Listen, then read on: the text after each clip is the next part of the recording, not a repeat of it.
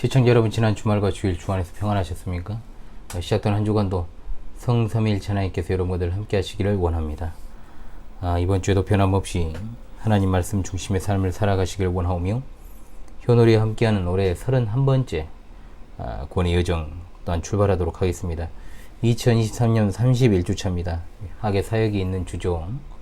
그럼에도 정규적인 콘텐츠 4개 정도는 그대로 다 올라갈 것입니다. 여러분, 올해 31번째 하나님의 말씀은 누가복음 23장 11절의 말씀이 되겠습니다. 자, 함께 봅시다. 헤롯이 그 군인들과 함께 예수를 업신여기며 희롱하고 빛난 옷을 입혀 빌라도에게 도로 보내니. 누가복음 23장 11절 말씀. 아멘. 다시 한번 해봅시다. 헤롯이 그 군인들과 함께 예수를 업신여기며 희롱하고 빛난 옷을 입혀 빌라도에게 도로 보내니. 누가복음 23장 11절 말씀. 아멘. 예, 오늘은 이제 헤롯에게 신문당하신 우리 예수님의 모습을 통해서 우리가 함께 귀한 말씀 상고하는 시간을 갖겠습니다. 우린 지금 예수님의 생애 마지막 한 주간에 그 순간을 기록하고 있는 누가복음 19장 28절부터 그 말씀을 상고하는 가운데 있습니다. 22장과 23장 그 가운데서도 예수님께서 십자가에서 순환을 당하시고 죽으신 생애 마지막 주간 금요일에 있었던 일에 대한 22장 47절부터 23장 56절까지 내용입니다. 지난 시간에는 예수님께서 유대 총독 빌라도로부터 1차 신문을 당하시고 헤롯에게 이송당하시는 내용이었습니다. 앞서 유대 종교 지도자들은 산헤드린 공회에서 재판을 해서 예수님을 신성모독죄로 정죄하고 사형에 처하기로 결의를 했죠. 그러나 로마의 식민 통치를 받던 유대는 독자적인 사형 집행권은 없었습니다. 따라서 당시의 로마 총독이었던 빌라도의 손을 빌려 예수님을 죽이려고 했던 거죠. 그러나 이미 말씀드렸던 것처럼 그 당시 로마는 속주의 종교적 문제를 터치하지 않는 것이 나름의 국가 정책이었기 때문에 종교적 문제로 고소해서 죽일 수 없었으므로 유대 종교 지도자들은 로마 정부의 입장에서는 이제 봤을 때 심각한 죄목을 만들어서 예수님을 고소를 합니다. 즉, 정치적인 범죄자로 낙인 찍어 소위 내란 선동 혹은 국가 전복을 획책한 국사범이란 죄목으로 고소를 하죠. 그러나 로마 황제로부터 직접 파견받은 속주의 최고 지휘관 빌라도는 예수님의 무죄를 선언합니다. 하지만 예수님을 고소한 무리들의 거센 반발로 인해 예수님이 죄가 없다는 사실을 알고 있음에도 석방하지 못하고 있던 중 예수님께서 헤롯이 통치하는 영지 갈릴리 출신이라는 사실을 알게 되어 마치 헤롯의 통치권을 존중하는 척하며 예수님을 헤롯에게 이송시키므로 자신은 이 골치 아픈 문제에서 벗어나고자 했습니다. 오늘 본문은 빌라도로부터 이 사건을 이첩받은 갈릴리 분봉왕 헤롯이 예수님을 신문하고 희롱한 다음 다시금 빌라도에게 재이송하는 사건에 관한 내용입니다. 이 부분은 오직 누가복음에만 기록된 내용으로 역사가로서의 누가의 섬세한 면이 잘 드러나는 본문이다 라고 할 수 있습니다. 자, 먼저 하나님 말씀 누가복음 23장 8절로 12절을 읽고 또 이번 주 하나님 말씀 해설을 진행하도록 하겠습니다. 누가복음 23장 8절로 12절입니다. 헤롯이 예수를 보고 매우 기뻐하니 이는 그의 소문을 들었으므로 보고자 한지 오래였고 또한 무엇이나 이적 행하심을 볼까 바랐던 용고로라. 여러 말로 물으나 아무 말도 대답하지 아니하시니 대제사장들과 서기관들이 서서 힘써 고발하더라. 헤롯이 그 군인들과 함께 예수를 업신여기며 희롱하고 빛난 옷을 입혀 빌라도에게 도로 보내니 헤롯과 빌라도가 전에는 원수였으나 당일에 서로 친구가 되니라. 아멘.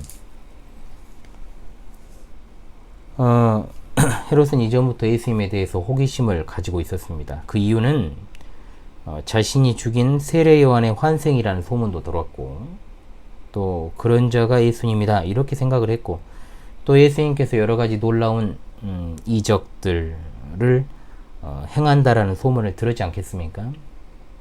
예수님으로부터 어떤 이적 행하는 걸 보기 원하였기 때문에 그가 예수님을 전부터 보고 싶어 했다는 겁니다. 그래서 여러 가지로 예수님께 질문을 합니다만 예수님은 그의 질문에 대해서 일절 아무 대답도 하지 않으므로 이사야 선지자의 예언을 성취하시게 됩니다.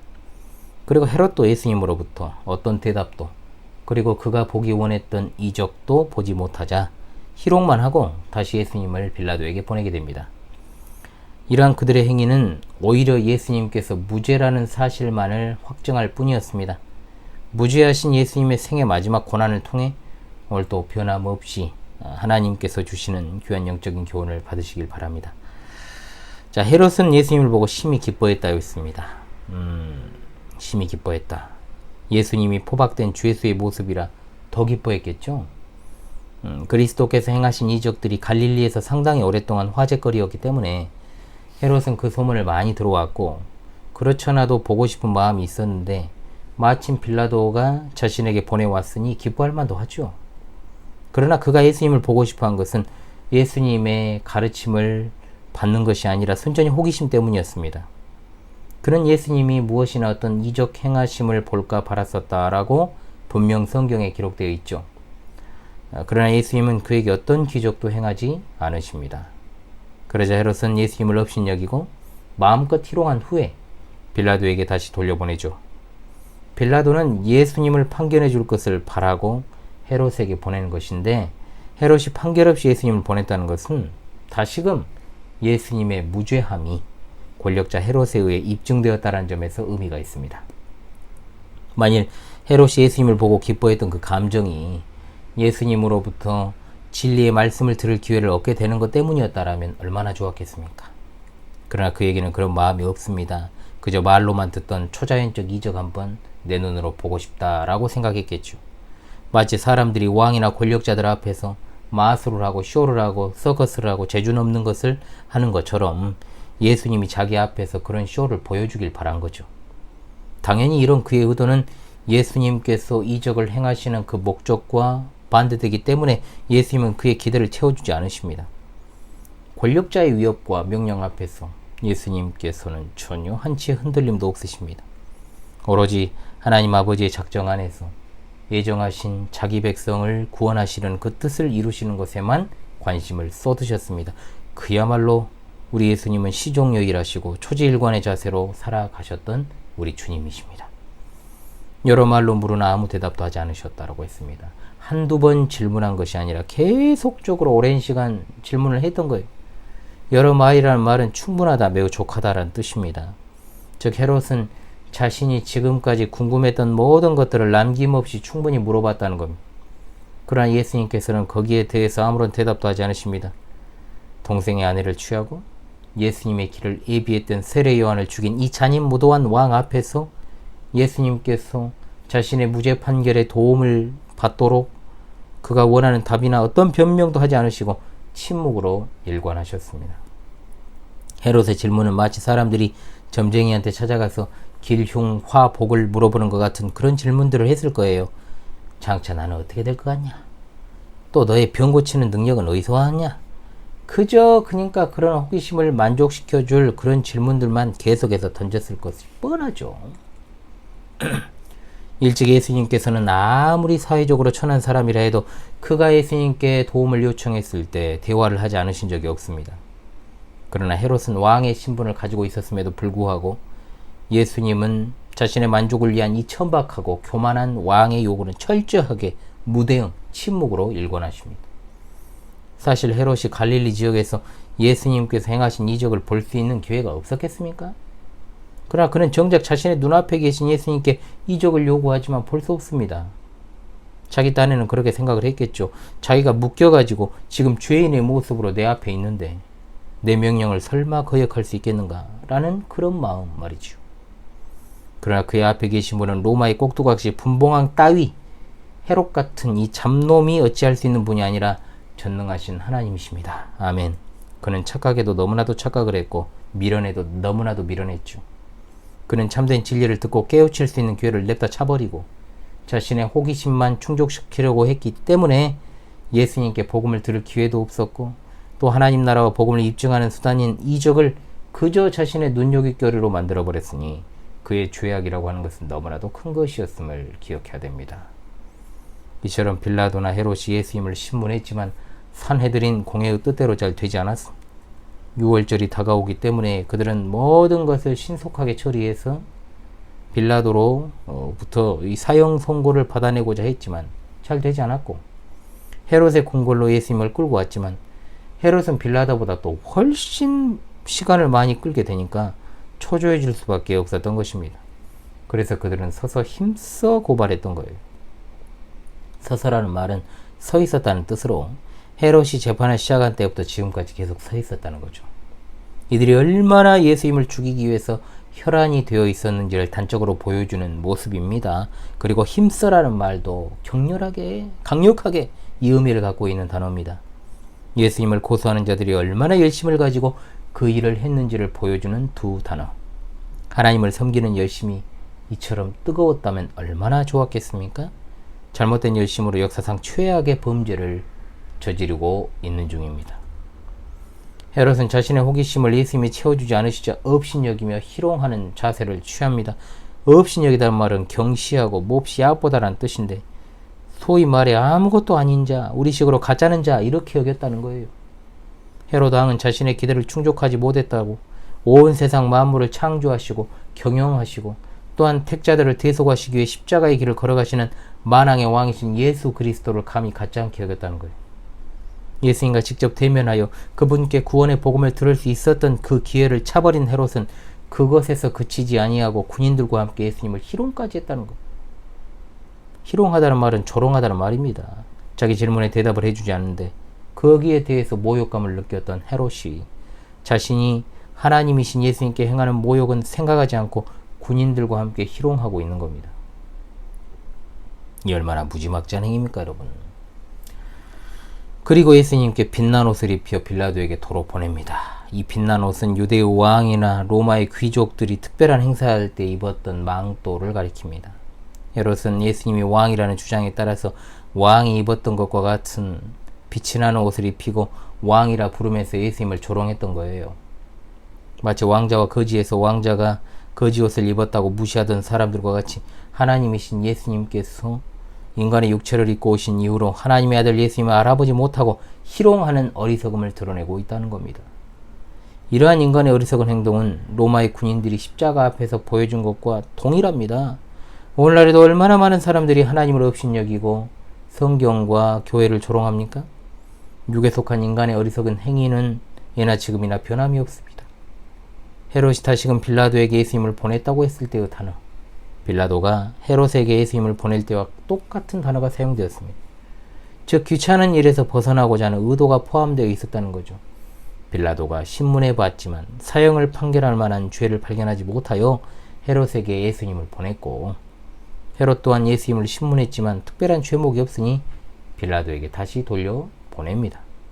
그런데 헤롯은 예수님을 업신여기고 희롱까지 했어요. 그것은 예수님이 죄인이어서가 아닙니다. 자신의 기대와 호기심을 충족해주지 못한 데 대한 안갚음을 하는 겁니다.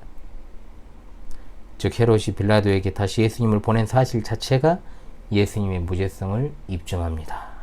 예수님은 실로 죄가 하나도 없으신 분이심에도 흉악 범죄자들 사이에서 십자가에 달려 죽으신 것입니다. 헤롯과 빌라도가 전에는 원수였지만 당일에 서로 친구가 되니라 한 말씀의 뜻은 뭘까요? 헤롯은 갈릴리와 베레아 지역을 다스리는 분봉왕이었고, 빌라도는 유대와 사마리아 지역을 다스리는 로마 총독이었습니다. 과거에는 헤롯 대왕이 이 네 지역을 다스렸다가 헤롯 대왕이 죽으니까 아들들이 분할해서 통치하게 되었고, 그들을 이제 분봉왕이라고 부른 겁니다. 이 말은 한 지역의 4분의 1을 다스리는 통치자를 뜻하는 말입니다.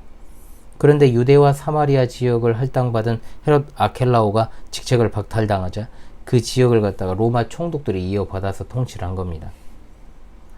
즉 무능한 헤롯의 이복 형제를 대치하려고 로마로부터 파견받은 총독이기 때문에 빌라도의 권력이 상대적으로 분봉왕보다 강했고, 또 앞서 빌라도가 갈릴리 사람들을 죽인 일로 인해서 두 사람의 관계가 불편했고, 또 감정의 골이 좀 깊어져 있던 상태였던 겁니다. 그러니까 권력자들의 보이지 않는 기싸움이 팽팽했다는 거죠. 그런데 이들이 친구가 되었습니다. 무슨 이유 때문입니까? 먼저 빌라도가 갈릴리 출신 예수님을 헤롯에게 보냈던 것은 헤롯의 갈릴리 지역에 대한 통치 권한을 인정한 것이고, 헤롯은 범죄자를 빌라도에게 보내므로 그에게 애와 존경을 표한 셈이 되었기 때문입니다.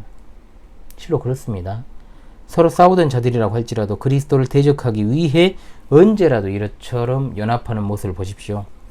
이것이 바로 악에 속한 자들의 특징입니다. 어제의 원수가 오늘의 친구라는 말은 하루 이틀에 걸쳐서 만들어진 말이 아닙니다. 구약시대 하나님 백성이 이스라엘에게 대적하기 위해 원수처럼 서로 싸우던 주변 민족들이 하나로 연합해서 이스라엘을 공격했던 것을 보십시오. 얼마나 많았는지 몰라요. 그런 일들이. 악의 무리들은 늘 그들의 악한 뜻을 이루기 위해서 대동단결했다라는 것을 우리가 결코 잊지 말아야 될 것입니다. 이번 주 하나님 말씀을 통해서 우리는 헤롯에게 보내진 예수님의 이 모습을 상고했습니다. 그분을 향한 헤롯의 행위 그리고 예수님의 대처 우리에게 가르쳐 주시는 교훈이 있습니다. 받아서 우리가 또한 적용해야 될 줄로 압니다. 첫째로 진리를 따르는 자들은 결코 자신의 직접 호기심을 충족시키기 위해 진리를 따르지 않아야 됨을 명심하십시다. 성경에서 예수님을 보고 기뻐한 인물들에 대한 기록은 엘리사벳의 복중에 있던 세례 요한과 제자들입니다. 그런데 오늘 헤롯도 예수님을 만나고 기뻐합니다. 그가 예수님을 만나서 진리의 말씀을 들을 수 있게 되어서 기뻐한 것입니까? 아니잖아요. 그저 소문이 무성한 예수님의 이적 한번 보고 싶은 그런 마음, 천박한 호기심 때문이었습니다. 호기심 자체가 나쁩니까? 결코 아닙니다. 궁금한 것을 알고자 하는 것은 사람이라면 당연한 태도 아니겠습니까? 세리장 삭개오도 예수님이 어떤 분이신가 해서 관심과 호기심을 가지고 나무에 올라가 그분을 배웠습니다. 그런데 예수님은 삭개오를 만나주셨고 또한 구원해 주셨지만 헤롯에게는 일말의 대꾸조차 하지 않으셨습니다. 이것은 그저 구경거리를 찾고자 하는 천박한 호기심을 가진 그의 욕구에 대해서 전혀 충족시킬 의향이 없으셨기 때문이죠. 자신의 욕구가 충족되지 않자 헤롯은 돌변해서 예수님을 희롱하는 모습이 그의 실체를 잘 드러내고 있습니다. 교회를 다니는 사람들 중에도 진리에 대한 탐구로 가장된 천박한 호기심 등이 많이 있는 사람들이 있어요. 자신의 지적 욕구를 충족하기 위해 성경을 공부하는 자들, 연구하는 자들, 설교를 듣는 사람들, 실제로 진정한 진리에 대한 탐구보다 지적 욕구를 충족하려는 마음이 크기 때문에 성경을 아무리 많이 연구하고 또한 설교를 많이 들어도 겸손해지지 않고 오히려 교만해집니다. 성경을 읽을 때도 겸손하게 자기 자신을 내려놓고 성령의 도우심을 간구하지 않습니다. 그러나 지적 욕구를 만족시키기 위해서 성경을 읽고 듣는 사람은 오히려 자신만의 세계관을 극복하지 못해서 오류에 빠지고 잘못된 이단에 빠지는 그런 경우가 상당히 많다는 거죠.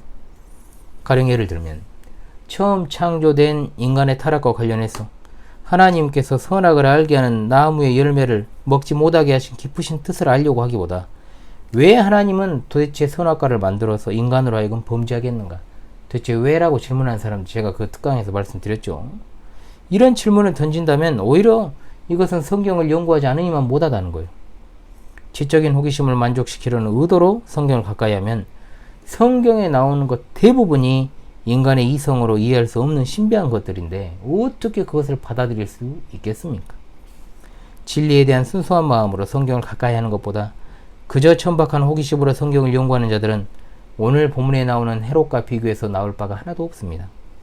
참된 성도라면 성경 공부를 열심히 하고 하나님을 알아가는 지식에서 자라가면 자라갈수록 겸손해지고 하나님을 높이며 이웃을 섬기게 됩니다. 그러나 그 반대의 현상이 나타난다면 그는 전혀 진리를 갖다가 모르는 자입니다. 진리 안에서 참된 자유를 누리는 자도 아닙니다. 시청자 성도들이시오. 간절한 말씀으로 말씀을 상고하십시오. 또한 늘 성령의 도우심을 간구하면서 날마다 주의 법에 기이한 것을 보게 되시기를 바랍니다. 아멘. 둘째로 우린 헤롯 앞에서 침묵으로 일관하신 예수님의 인내를 깊이 있게 상고해야 될 것입니다. 빌라도 앞에서는 당당하게 말씀하신 예수님께서 헤롯 앞에서는 아무런 대꾸를 하지 않으신 것, 앞서 말씀드린 것처럼 헤롯은 그릇된 의도로 예수님께 질문했기 때문입니다. 이 예수님의 침묵을 여러분 결코 그냥 간과해서는 안 됩니다. 예수님은 산상수훈에서 걸어간 것을 개에게 주지 말며 너희 진주를 돼지 앞에 던지지 말라고 하셨어요. 그 교훈의 신뢰를 지금 몸소 실천하고 계십니다. 우리가 복음 전할 때는 정말로 간절한 마음으로 그 사람의 구원을 위해 생명을 걸어야 되겠지만 그러나 우리가 때로는 침묵해야 할 때가 참으로 많다라고 하는 것을 알게 됩니다. 예수님은 죄가 하나도 없으시지만 대적자들의 참소로 인해서 사내들인 공회로 빌라도에게로 헤롯에게로 끌려다니셨지만 자신의 결백을 주장하거나 소리치신 적이 없어요. 특히 헤롯 앞에서는 그의 악한 호기심을 알고 계셨기 때문에 대답할 필요성을 느끼지 않으시고 침묵으로 일관하셨다는 거죠. 하나님 나라의 복음을 전할 필요성을 느끼지 않으시고 그렇게 하셨다는 겁니다. 하나님 나라 복음을 쉬지 않고 늘 전하셨던 주님이셨지만 지금 오늘 본문에서는 놀라우리만치 침묵하시는 모습입니다. 여러분, 우리들은 어떠합니까? 가만히 있으면 상대방이 나를 가만히로 보고 또 혹으로 보니까 어떻게 해서든 목소리를 높여야 한다고 우리는 생각을 하지요. 불필요한 언쟁, 필요 이상으로 목소리를 높이고 곧 싸울 듯이 이야기하는 사람들도 있습니다. 쉽게 흥분을 하고 날파리가 날아다니네요. 거칠게 이야기를 하고 주위 사람들을 아랑곳하지 않고 욱해가지고 그냥 목소리를 크게 내면서 분을 삭히지 못하는 사람들도 있죠. 복음을 전하라고 하면 꿀먹은 벙어리가 되지만 자기의 이익을 위해서라면 거친 말이나 욕설, 행동을 불사하는 모습들, 그리스도인으로서 매우 부끄러운 모습입니다. 진짜로 그렇죠. 예수님은 근거 없는 비방 앞에서도 침묵하셨고 인내하셨습니다. 물론 그것은 하나님 아버지의 뜻을 성취하시기 위함이지만 우리들이 살아가면서 말을 아껴야 될 때 아끼지 않는 것이 때로는 더 큰 분쟁을 초래할 수 있다는 것을 경험적으로도 알게 됩니다. 자격지심이 있고 뭔가 찔리는 것이 많은 사람일수록 흥분도 잘하고 목소리도 커지고 변명이 많아지는 법이죠. 시청자 성도리시여, 우린 진리 안에 있는 사람들입니다. 진리는 거짓과 양립할 수 없고 성도는 그 무엇보다 거짓에 대해서 민감해야 됩니다. 진실에는 구차한 변론이 필요 없습니다. 진실이 아니니까 변명이 그리고 사설이 길어지는 거예요. 하나님께서는 무엇이 참이고 거짓인지 다 아십니다. 하나님은 공의의 하나님이시기 때문에 반드시 진실의 편에서 거짓을 심판하십니다. 이것을 믿는다면 우리는 우리의 언행을 일체시켜야 되고 또 불필요한 목소리를 높여서는 안 되는 겁니다. 세상에서 가장 진실하신 한 분, 예수 그리스도께서 헤롯 앞에서 침묵으로 일관하셨던 그 사실을 잊지 맙시다. 억울함을 호소하기 전에 가장 억울한 참소를 당하셨던 예수님을 생각합시다. 선수간 신앙의 척도는 말을 줄이고 침묵을 늘리는 겁니다. 진실하게 살아간다면 100마디 말이 필요 없고 한마디면 충분합니다. 이사야 선지자의 예언처럼 도살장으로 끌려가는 어린 양과 털 깎는 자 앞에 잠잠한 양같이 입을 열지 아니하신 우리 주님만을 생각하며 살아가시길 바랍니다. 아멘. 마지막 셋째로 우리는 예나 지금이나 변함없이 악한 세상과 공조하지 말고 정직하고 선하게 살아가야 될 것입니다. 아멘. 복 있는 사람은 악인의 꾀를 따르지 않고 죄인의 길에 서지 않는다고 했습니다. 세상은 참으로 악합니다. 빌라도나 헤롯은 눈으로 예수님을 봤지만 믿지 않았습니다. 유대 지도자들의 무지와 죄악은 너무나 심각한 것이었습니다. 그들은 마음이 어두웠고 예수님께서 그리스도이심을 알지 못했습니다. 어떤 이들은 고발하고 비난하고 조롱했고 가짜게 여겼어요. 진리나 정의에 관심이 없습니다. 죄가 없는 죄수라면 당연히 풀어줘야 맞잖아요. 악한 세상은 그렇게 하지 않습니다. 세상은 그래요. 권력의 달콤함, 명예, 돈이나 쾌락으로 인생을 즐기며 만족하며 살아가라고 종용합니다. 이 나라의 좌우가 없어진 지는 오래되었어요. 처음부터 좌우는 정확하게 없어진지도 몰라요. 이 나라는 좌든 우든 자신들이 권력을 잡으려고 하는 기득권 세력들만 득실되고 그들은 보수라는 이름으로 진보라는 이름으로 우매하고 순진한, 솔직히 말해 순진한지도 모르겠습니다만 우매하면서 미련하고 악한 이 서민들을 자신들의 방법대로 선동해서 자신들이 추구하는 나라를 만들어 계속해서 자기의 기득권을, 자신들의 기득권을 만대에 유지하려는 것에 혈안이 되어 있죠. 그렇다면 우리 그리스도인들은 이런 세상에서 어떻게 살아가야 될까요? 제가 자주 말씀드리지만 그리스도인은 어떤 특정 정치 집단이나 이념의 희생양이 되어서는 안 됩니다. 우리의 정부, 우리의 나라는 하늘에 있고 우리는 그 나라의 최종 완성을 바라보면서 이 세상에서 살아가는 사람들입니다. 따라서 우리의 가치는 하늘에 있고 또한 이 세상의 가치가 우리가 살아가는 목적이 될 수 없고 또 기준점이 될 수 없습니다. 그리스도인들은 악한 세상에서 어떤 한 진영에 속해서 그들의 입장을 대변하는 나팔수, 브로커가 아니라 진리의 입장에서 진리의 나팔을 부는 파수꾼이 되어서 진리를 파괴하는 정치 집단과 세력들과는 결연하게 맞서 싸우고 올바른 정치를 지향해야 할 자들은 준엄하게 꾸짖는 역할까지도 감당해야 될 것입니다. 우리에게 세상의 빛과 소금이라고 말씀하신 주님의 뜻을 따라서 살아가야 될 것입니다. 사랑하는 우리 시청자 성도들께서 진리에 대한 건전한 갈망과 끝까지 인내하신 예수님의 순종과 정직과 선함으로 이 어두워가는 세상에서 빛을 내고 마시간 세상에서 소금으로 독특한 맛을 내는 주님의 신실한 일꾼들이 다 될 수 있기를 간절히 바랍니다. 자, 다시금 이번 주 하나님 말씀을 외우면서 마무리하겠습니다. 자, 내일부터 이제 주일까지 여름 사역의 여정이 시작됩니다. 여러분, 하루 이제 앞두고 있는데요. 이번엔 특히 긴장도 좀 많이 되고 그렇습니다.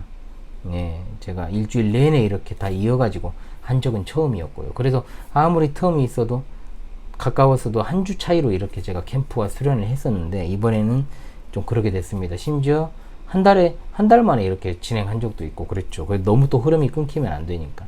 그런데 이렇게 이어서 한 건 처음입니다. 그런데다 교회가 지금 여러 가지로 어려움이 좀 있어서, 그런 상황 가운데 있어서 여러 가지로 좀 곤고한 상황에 있는데요.